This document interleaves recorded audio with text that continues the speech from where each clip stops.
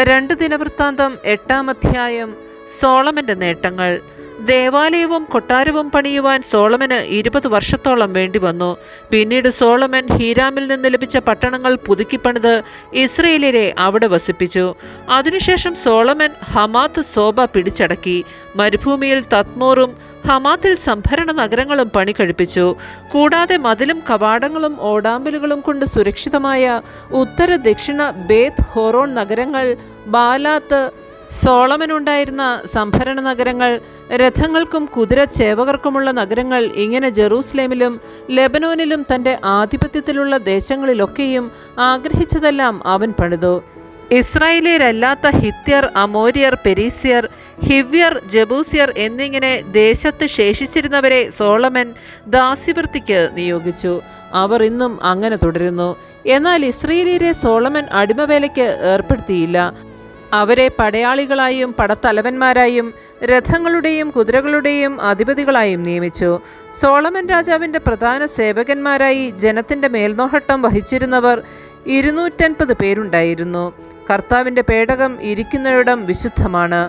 ആകയാൽ ഫറവോയുടെ മകളായ എൻ്റെ ഭാര്യ ഇസ്രയേൽ രാജാവായ ദാവീദിൻ്റെ കൊട്ടാരത്തിൽ വസിച്ചുകൂടാ എന്ന് പറഞ്ഞ് സോളമൻ അവളെ അവിടെ നിന്ന് കൊണ്ടുപോയി അവൾക്കായി പണിത കൊട്ടാരത്തിൽ പാർപ്പിച്ചു.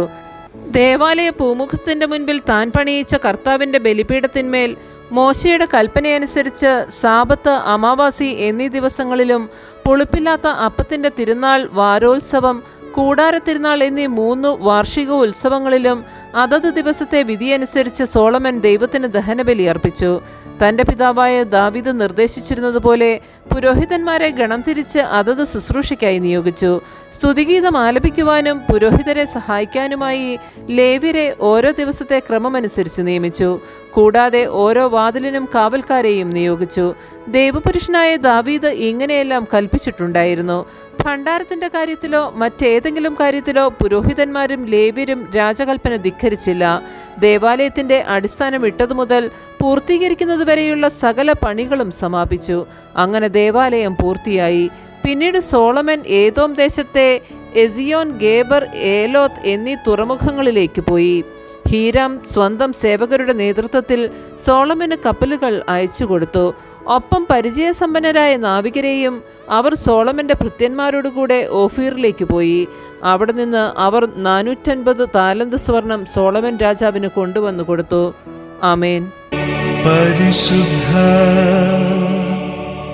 പരമാ ദിവ്യകാരുണ്യത്തിന് എന്നേരവും ആരാധനയും സ്തുതിയും പുകഴ്ചയും ഉണ്ടായിരിക്കട്ടെ.